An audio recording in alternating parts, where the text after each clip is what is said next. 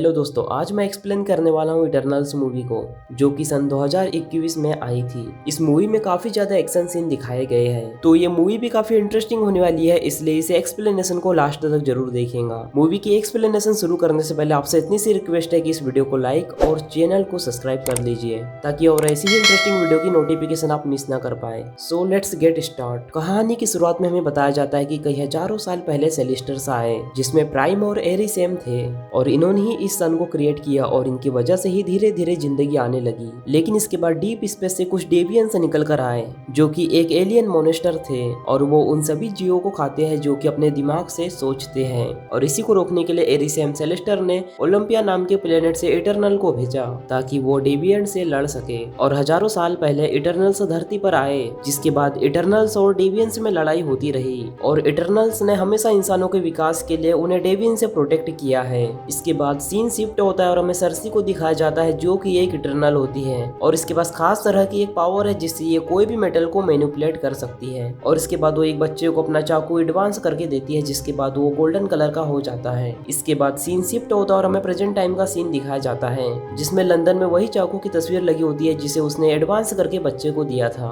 और इसके साथ हमें ये भी पता चलता है कि सरसी अभी डेन के साथ रिलेशनशिप में है, और वो नेशनल हिस्ट्री म्यूजियम में काम करते हैं। और तभी वहाँ पर एक अर्थक्वेक आता है, जिसके बाद सरसी अपनी पावर को इस्तेमाल करके सिचुएशन को कंट्रोल में कर लेती है। इसके बाद वो डेन के बर्थडे को सेलिब्रेट करने जाते हैं, और तभी हमें वहाँ पर स्प्राइट नाम की एक और इटरनल दिखाई देती है, और इसके पास एक खास तरह की पावर होती है जिसकी मदद से ये किसी भी इल्यूजन को क्रिएट कर सकती है। और वो भी इटरनल सरसी के साथ ही रहती है। वो सभी लोग डेन का बर्थडे सेलिब्रेट करने के बाद वहाँ से जा रहे होते हैं, लेकिन तभी वहाँ पर डेवियंस आ जाता है, जिसके बाद स्प्राइट और सरसी उसे हराने की कोशिश करती है, लेकिन वो डेवियंस काफी ज्यादा पावरफुल होता है। तभी वहाँ पर एंट्री होती है इकारिस की, और इसके पास सुपरमैन के समान पावर है, जिसमें ये अपनी आंखों से कॉस्मिक रे को छोड़ सकता है और साथ ही उड़ भी सकता है। इसके बाद डेवियंस और इकारिस में बहुत ज्यादा लड़ाई होती है, लेकिन डेवियंस वहां से बचकर निकलने में कामयाब हो जाता है। और अब ये सब देखने के बाद डेंस के दिमाग में बहुत ज्यादा सवाल आते हैं, और हम 7000 सालों पहले ओलंपिया प्लेनेट से धरती पर आए थे,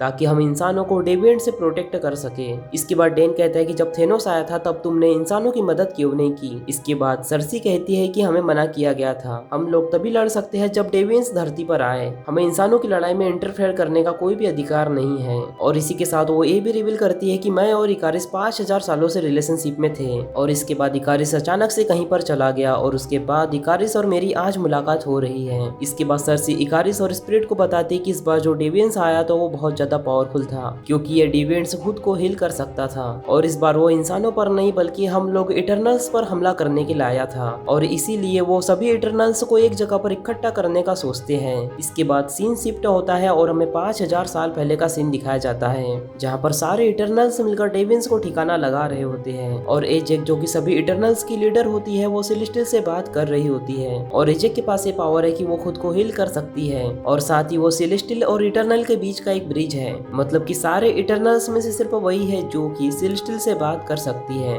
इसके बाद सेलेस्टियल सारे इटरनल्स को कहता है कि इस प्लेनेट से अटैच मत हो जाना। इसके बाद हमें एक और इटरनल को दिखाया जाता है जिसका नाम फास्टोस होता है, और वो एक इंजन के ऊपर काम कर रहा होता है। इसके पास एक खास तरह की पावर होती है जिससे ये किसी भी हथियार को बना सकता है। लेकिन तभी एजेक वहाँ पर आती है और फास्टोस को समझाती है कि अभी इंसानों को इंजन देना ठीक नहीं है, क्योंकि अभी इंसानों को इंजन की जरूरत नहीं है, और इसीलिए फास्टोस एक हल बनाता है और उसे इंसानों को दे देता है। इसके बाद हमें थीना नाम की एक इटरनल को एक पार्टी के अंदर दिखाया जाता है, जो कि उस पार्टी से बिल्कुल भी खुश नहीं होती, क्योंकि उसे पार्टी करना नहीं बल्कि लड़ना पसंद होता है, क्योंकि थीना एक बहुत ही बढ़िया वॉरियर है और अपनी कॉस्मिक रे से किसी भी हथियार को बना सकती है। और वहाँ पर एक और इटरनल होती है जिसका नाम मक्कारी होता है, और वो सुन नहीं सकती, और इसके पास एक खास तरह की पावर होती है जिससे ये बहुत तेजी से भाग सकती है, यानी कि सुपर स्पीड से। और इसके बाद हमें दिखाया जाता है कि सरसी और इकारिस शादी कर लेते हैं। इसके बाद सीन शिफ्ट होता है और प्रेजेंट टाइम का सीन दिखाया जाता है, जिसमें सारे इटरनल इकट्ठा होकर एजेक के पास जाते हैं। इसके बाद उन्हें पता चलता है कि एजेक मर चुकी है, और उन्हें ऐसा लगता है कि एजेक को उसी डेविएंट ने मारा होगा जिसने हम पर अटैक किया था। और अब सरसी सेलेस्टियल से बात कर पाती है, क्योंकि एजेक ने सारी पावर कम्युनिकेशन की उसे दे दी थी। इसके बाद हमें 1521 बीसी का सीन दिखाया जाता है, जहाँ पर जंग चल रही होती है, और अभी लोगों के पास भी आधुनिक हथियार आ चुके हैं। ड्रूक उन सभी लोगों को रोकने की कोशिश करता है, क्योंकि वो अपने दिमाग से किसी के भी दिमाग को कंट्रोल कर सकता है, लेकिन एजेक उसे ऐसा करने से मना कर देती है। लेकिन ड्रूक नहीं मानता और सभी इटरनल के बीच में झगड़ा होने लगता है। इसके बाद एजेक डिसाइड करती है कि अभी कोई भी डेवियंस जिंदा नहीं है, तो सब अपनी अपनी लाइफ नॉर्मल तरीके से जी सकते हैं। इसके बाद हमें प्रेजेंट टाइम का सीन दिखाया जाता है और यहाँ पर किंगो हॉलीवुड का एक बहुत बड़ा फेमस एक्टर बन चुका होता है। इसके बाद हमें गिलगमेश और थेना को दिखाया जाता है। थेना के साथ पास्ट में एक प्रॉब्लम थी कि वो अपने ऊपर से काबू खो देती थी और लड़ना चालू कर देती थी, और प्रेजेंट टाइम में भी वो यही हालत में होती है। लेकिन गिलगमेश जो कि सबसे ज्यादा पावरफुल इटर्नल था, उसने थेना को काबू करके रखा था। इसके बाद सर्सी एरिसेम से कांटेक्ट करती है और एरिसेम उसे सब कुछ बताने लगता है कि हर बिलियंस ऑफ ईयर में नया सेलेस्टर जन्म लेता है और अर्थ के अंदर भी एक सेलेस्टर होता है जिसका नाम थियामुथ है, लेकिन उसने अभी तक जन्म नहीं लिया है। और उसे बताता है कि एजेक अभी तक सेलेस्टर को जन्म लेने में मदद करते आई है, और जब अर्थ पर इंसानों की सही पॉपुलेशन हो जाएंगी तब थियामुथ जन्म लेगा, और जैसे ही थियामुथ जन्म लेगा पूरी अर्थ तबाह हो जाएंगी। और इटर्नल्स को अर्थ पर इसलिए भेजा गया था ताकि वो थियामुथ को जन्म दिला सके, और अब ये काम सर्सी को ही करना पड़ेगा। और एरिसेम सर्सी को साथ में ये भी बताता है कि ओलंपिया नाम का कोई भी प्लेनेट नहीं है और सारे इटर्नल्स को मैंने ही बनाया है, और मैंने ही इटर्नल्स को प्रोग्राम कर कर अर्थ पर भेजा है। और साथ में ये भी बताता है कि मैंने ही डेवियंस को बनाया था प्रेडिएटर के तौर पे,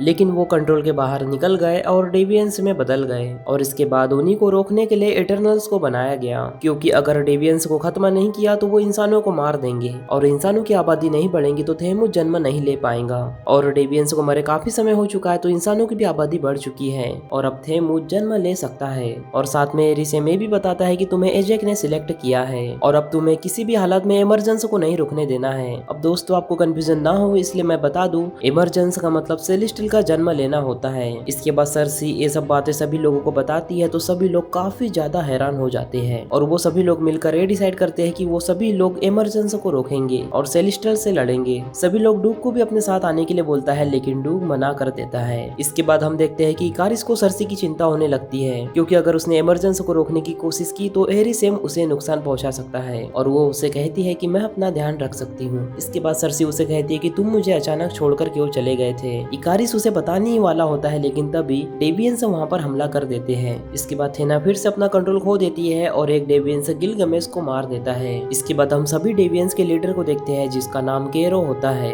और उसके पास एजेक की मेमोरी आती है और सब कुछ समझ जाता है। इसके बाद ड्रूक उन सबको कहता है कि मैं तुम्हारी मदद तो करना चाहता हूँ, लेकिन एक सेलेस्टियल का माइंड कंट्रोल करना बहुत ही ज्यादा मुश्किल काम होता है। उन्होंने हमें बनाया है और मैं उनका माइंड कंट्रोल कैसे कर सकता हूँ। और तभी उन्हें फास्टोस की याद आती है, और इसके बाद हमें 1945 का सीन दिखाया जाता है, और जब वहाँ पर हिरोशिमा पर अटैक हुआ था, और वहाँ पर हमें दिखाया जाता है कि फास्टोस की मदद से ही इंसानों ने इतना बड़ा आविष्कार किया। लेकिन इस अटैक के बाद वो डिसाइड करता है कि मैं अपनी पावर को यूज कभी नहीं करूंगा। और इसके बाद हमें प्रेजेंट टाइम का सीन दिखाया जाता है जहाँ पर फास्टोस एक नॉर्मल लाइफ जी रहा होता है, और फास्टोस का एक बेटा भी है, और फास्टोस सभी इटर्नल्स की मदद करने के लिए मना कर देता है, लेकिन वो अपने पार्टनर के कहने पर सभी इटर्नल्स की मदद करने के लिए तैयार हो जाता है। इसके बाद वो सभी लोग इराक में मक्कारी के पास जाते हैं, जो कि बहुत सालों से एक ही शिप में रह रही थी। इसके बाद फास्टोस कुछ ब्रेसलेट को बनाता है और कहता है कि अगर हम सभी लोग साथ में इन ब्रेसलेट को पहनेंगे तो एक यूनिमाइड बन जाएगा, मतलब कि हम सभी लोग एक दूसरे की पावर को इस्तेमाल कर पाएंगे।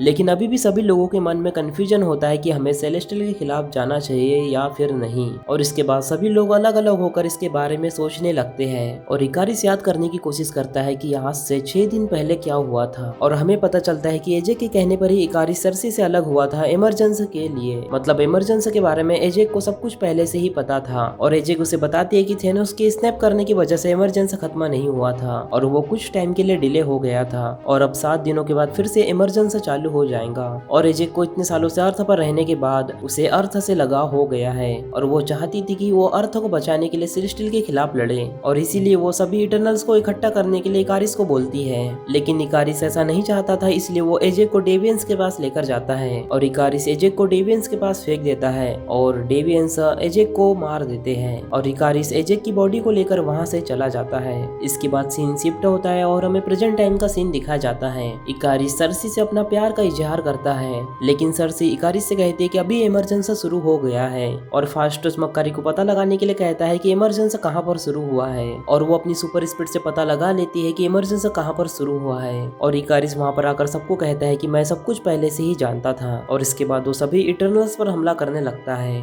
और सभी इटर्नल्स को मारने की कोशिश करता है, और कहता है कि अगर किसी ने भी इटर्नल्स को रोकने की कोशिश की तो उसे मुझे मजबूरन मारना होगा। एजेक ने भी इमरजेंसी को रोकने की कोशिश की, इसलिए उसे मुझे मजबूरन मारना पड़ा, और साथ में ये भी बताता है कि मैं एरिसेम के लिए काम करता हूँ, जब एक प्लेनेट खत्म होगा तभी कई सारे नए प्लेनेट बनेंगे, इसलिए इस इमरजेंसी का होना बहुत जरूरी है। अब स्प्राइट भी इकारिस के साथ हो जाती है और कोंगो को लगता है कि इकारिस सही बोल रहा है, इसलिए वो वहाँ से चला जाता है। और अब बाकी बच्चे सभी इटर्नल्स को ही साथ में मिलकर इकारिस और मक्कारी को रोकना होगा। इसके बाद वो सभी लोग वॉल्केनो के पास पहुंचते हैं जहाँ पर इमरजेंसी चालू था, और वहाँ पर इकारिस ट्रूप को मार देता है। और सरसी फास्टस को कहती है कि तुम कुछ भी करके इकारिस को बिजी रखो, क्योंकि उसे लगता है कि वो इमरजेंसी को रोक सकती है। दूसरी तरफ डेवियंस का लीडर क्रेप बीच फाइट में घुस जाता है। इसके बाद थीना और उसके बीच में बहुत ज्यादा फाइट होती है और फाइनली थीना उसे मार देती है। इसके बाद सरसी इमरजेंसी को रोकने की कोशिश करती है, लेकिन स्प्राइट पीछे से उस पर हमला करने लगती है। लेकिन हम देखते हैं कि ड्रू कभी भी जिंदा होता है और वो स्प्राइट पर अटैक करने लगता है। और दूसरी तरफ हम देखते हैं कि सेलेस्टियल वो अर्थ से बाहर निकलने लगता है, लेकिन सरसी अपनी पावर का इस्तेमाल करके उसके टेम्परेचर को बहुत ज्यादा कम कर देती है, जिसके कारण वो फ्रीज हो जाता है। अब दोस्तों आपको कंफ्यूजन ना हो इसलिए मैं आपको बता दूं कि जब सरसी ने सेलेस्टियल के हाथ को छुआ था तो उसकी कुछ पावर सरसी में भी आ गई थी, और यूनिमाइन यानी कि सभी की पावर को इस्तेमाल करके वो उसे फ्रीज कर पाई। इसके बाद इकारिस अपने आप को छुड़ाकर सरसी को मारने के लिए आता है,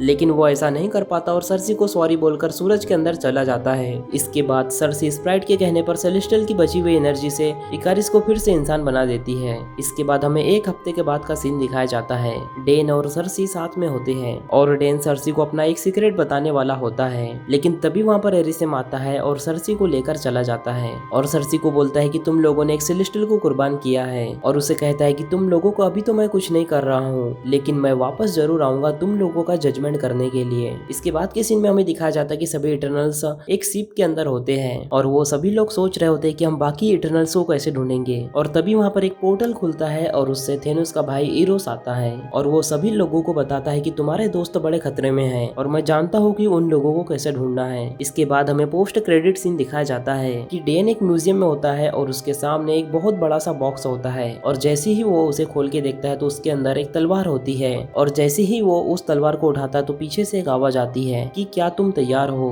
और इसी के साथ ये मूवी भी खत्म हो जाती है। तो दोस्तों अगर आपको इस मूवी की एक्सप्लेनेशन पसंद आई हो तो इस वीडियो को लाइक और चैनल को सब्सक्राइब कर दीजिए। बाकी मैं मिलूंगा आपसे न्यू वीडियो में, तब के लिए बाय।